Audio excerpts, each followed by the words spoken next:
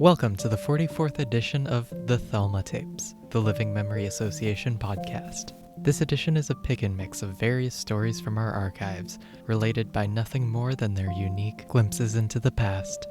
From memories of a father driving a steam lorry to get groceries, to working with a bad manager in the 50s, all the way to tenement life during the war and working on a Portuguese cruise ship. From touring Paris with boys in kilts, to a first trip to the library, all the way to having class with a bad teacher.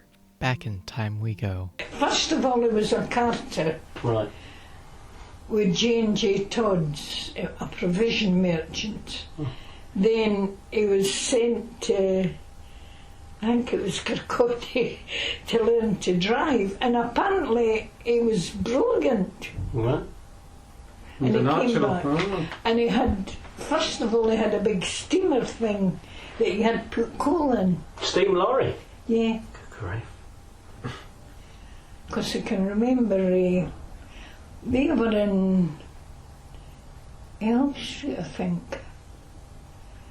And I remember seeing the big steam lorry. It had a round front and it had a sort of chimney on the top.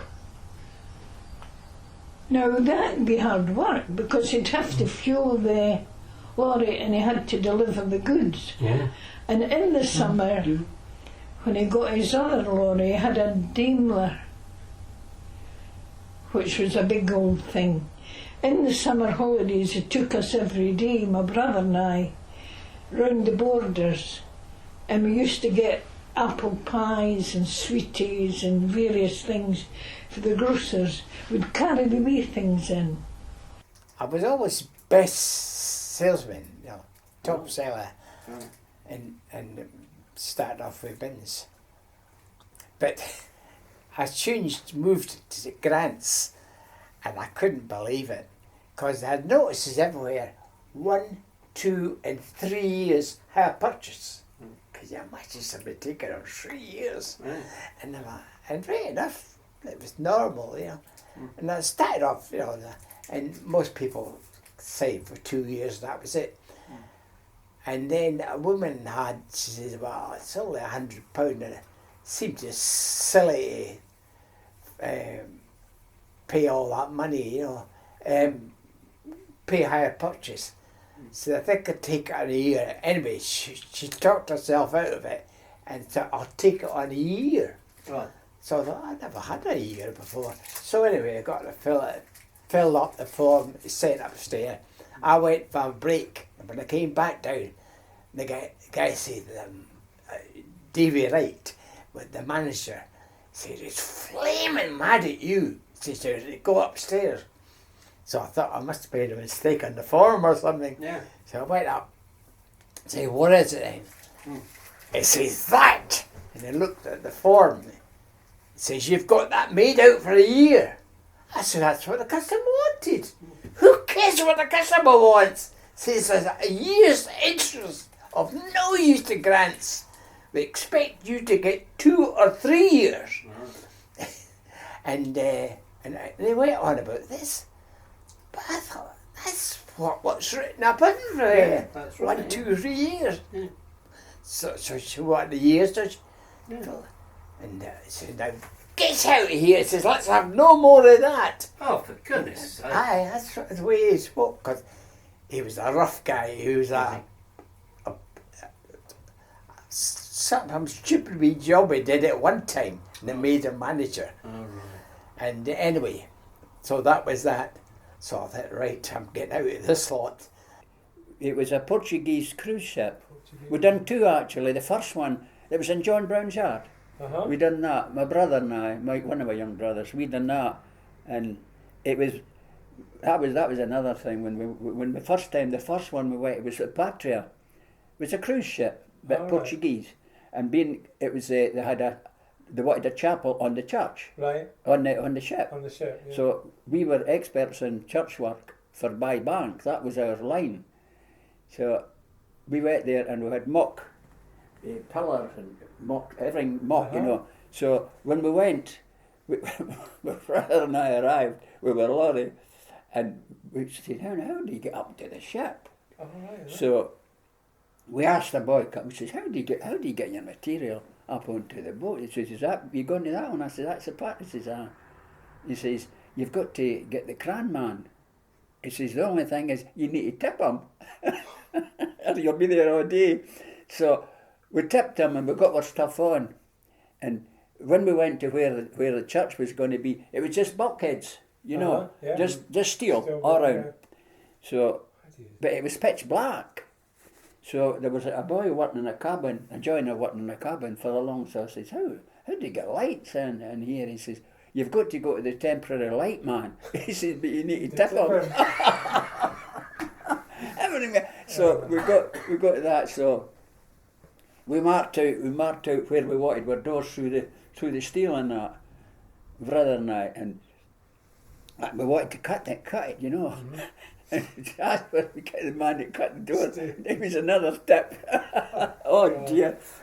It was, but we done that, and then we went back and done another. I can't remember the second one. But the second one, Corona, you mind the Corona? It was, yeah, I've heard of that. It was being built there when we were there, and it was just ready to get launched. And it was the second ship we were on, Portuguese, and it was one day my brother said to me, here, he says, this boat's moving that we're on. He says, hope they're not taking us to Portugal. So what they were doing, they were taking us down to York Hill because they were going to launch the Crony and they wanted more space, you know, because there's a kind of tidal wave in there. So we got towed down to York Hill. My brother says, hope they're not taking us to Portugal. I was sitting in the carriage all by myself, you know, and somebody said something about the seat or something, and I just said, je ne parle pas le français très bien, and they sort of understood. I don't think they spoke much to me after that. Anyway, Mr. Lees met us and he said to the boys, Jean hasn't seen the Eiffel Tower or anything yet, because I'd just, you know, we'd just gone away. But that was two youngsters, about a year or so younger than me, in France, wearing their kilts, showing me around Paris. I mean, you never get away with it nowadays, but there's so many people spoke to us because the boys had their kilts on, you know, and a lot of people trying their English to us too. So I was film happy. Were you? So what would you have gone along to see when you were a child? Say?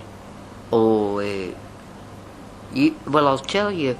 You used to get a share. You got a big picture, as they called it, and you got a small picture, and you got the news, and you always got adverts, and you were in for about 2.5 hours. It was a good programme, good money. Now you're hardly in. No. You've to, the next minute it goes up on the screen, finish. You have to work out the ending for yourself. That's why, especially the foreign films. Aye, that's right. So what would you have gone? Would you have gone along to like the Saturday morning matinees? Oh yes.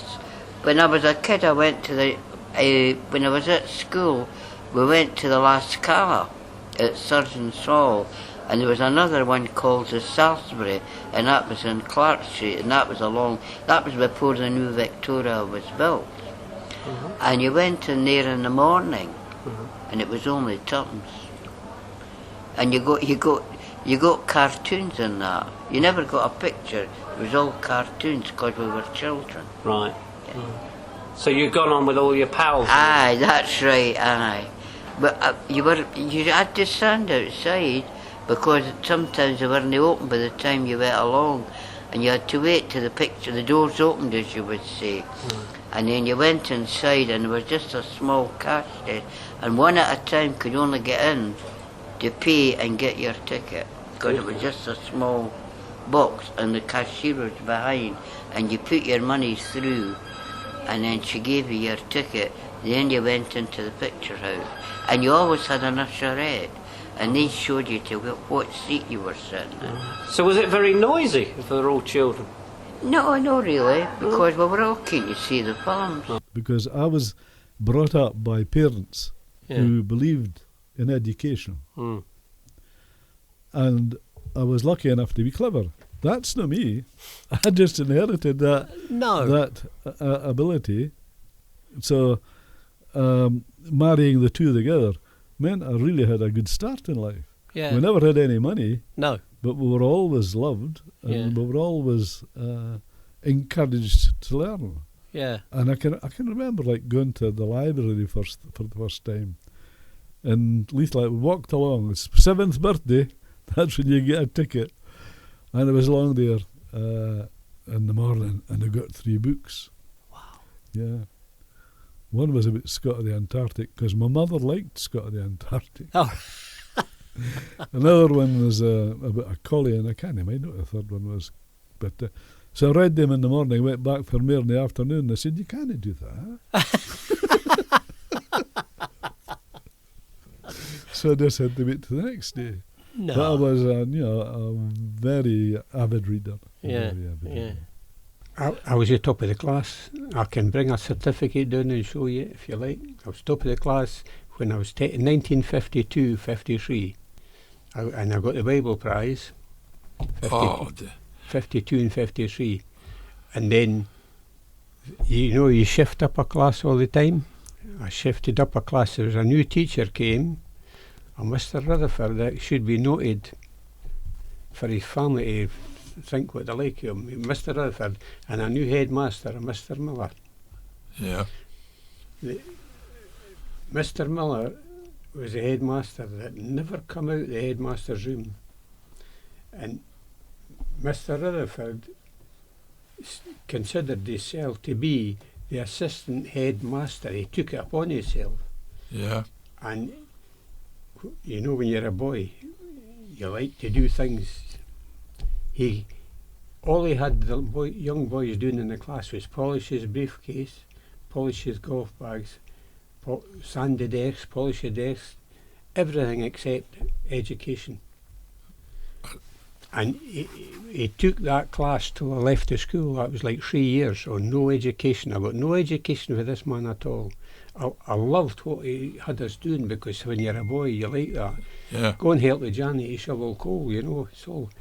Go and sweep the playground, go and clear all the snow. We were getting told to do the lot. And you think this is great, but none of the rest of the class got any education either. So that was 3 years without... It was 3 years with no education whatsoever. Extraordinary. I kid you not.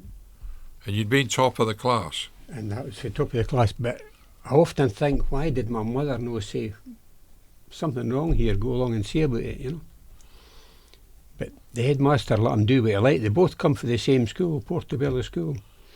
And he let him call himself assistant headmaster. Before that, there was no assistant headmaster, it was just a headmaster. And he kind of ruled the school. He was getting the boys in our class to sand the desks and polish the desks and varnish them. And then he was taking the desks for the other classes to do the same, all that sort of stuff, And young laddies like that, eh? Well, yeah, you would have done, and yeah. He used to talk about all his own life. Every day he would come in and he would talk about how there was nearly an accident this morning, but for my good driving, that's what he used to say.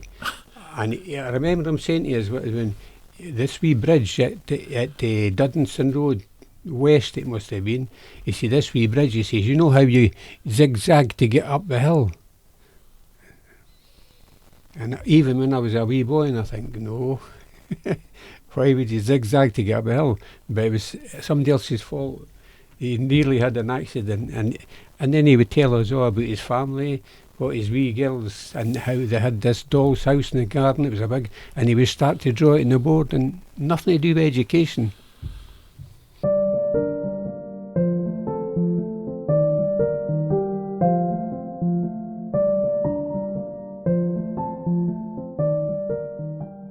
Thank you to Rosie, Bill Watt, Jackie Stewart, Jean Bell, George Venters, and David Crawford, each for their stories.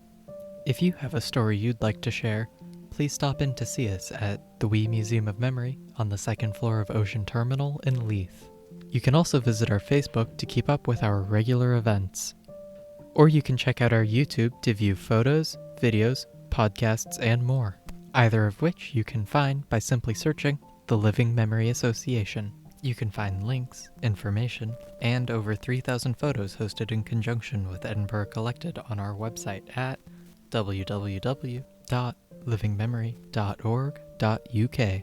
If you've enjoyed this episode of the THELMA Tapes, our other reminiscence and music-related podcasts, such as Life Story, Leaf Lives, Forgotten Songs from the Broom Cupboard, Analog Rory's Jukebox, and more can be found on the Projects tab of our website or via Apple Music, YouTube, or Spotify.